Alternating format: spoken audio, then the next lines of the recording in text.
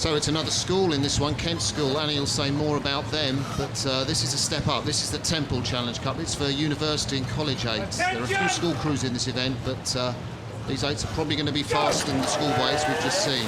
So let's just take you through Newcastle University nearest us on this station, the Buckinghamshire station, on the right-hand side of your screen, and on the left, on the Berkshire station, the enclosure station, that is Kent School from the USA, and Newcastle got a good start.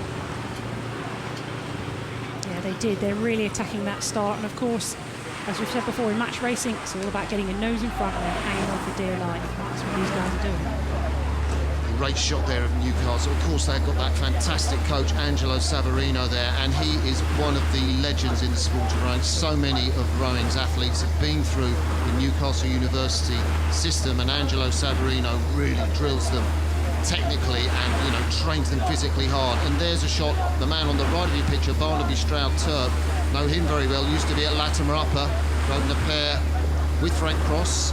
The juniors didn't quite make it, the junior trials. But at the moment, it's the school, it's Kent School just edging out, Annie.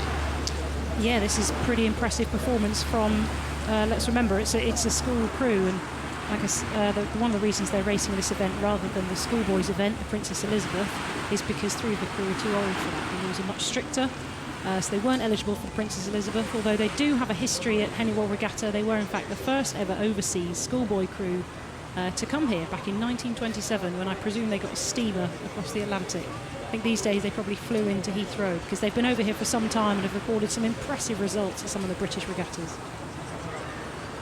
So we can see there a shot at Kent School just coming down to position the boom camera. We get a great view of the rowers moving up and down the slide there. You can see them sliding. I mean, so the leg use is really apparent in that shot, Anna. Yeah, it's really great to see, and I suppose it reminds us that rowing is the ultimate team sport for a reason. One person, you know, you can see from that shot, one person out of sync and the whole boat will be destroyed. You need every single person in that crew to do exactly the same thing. So we're well past the halfway mark in this course, and Kent School have that vital 1 length margin. That's the school in the yellow, that's a German Onpacker boat. At the top of your picture, they have a 1 length lead over Newcastle University with the white blades, the distinctive star on their blades, and, well, there's Kent School. And their technique hasn't let up. They're really quite precise on the front end, aren't they? Yeah, they look pretty well drilled. Like I said, they've been over here for some time and have really put up a good fight against some of the British universities thus far. They were losing finalists here in 2010 in the schoolboy eights, the Princess Elizabeth Cup. And here, stepping up to the Temple, which is of a slightly higher standard, they really look to be holding their own. So as we come down to what effectively will be the last 600 metres of this race, it looks to have sorted itself out.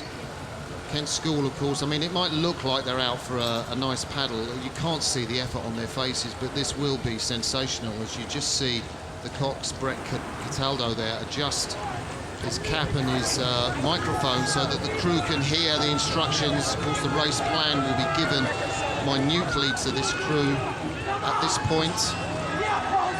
And you can hear his voice now just driving them on. You can also see from some of the crew who've got slightly longer hair really getting blown from behind. It shows you it's a really very breezy day here at Henley, which is adding another challenging factor. It slows down all the races, they take much longer, and every stroke will be heavier. The boat will feel heavier because you're rowing against the wind, which can be very challenging, and again it makes the races a bit more unpredictable. Great shot back down the course, that lovely hill behind you, and you can see the umpire resplendent in his Latimer upper blazer. That's Richard Phelps in the centre, that umpire's launch, just keeping an eye. Not much for him to do in this race, the umpire there with a flag to warn the Coxes if one of them tries to impede the other. And of course, part of the thing of match racing is if you can move over closer, you might send down some puddles to make the road for the other crew a little bit less comfortable, Annie.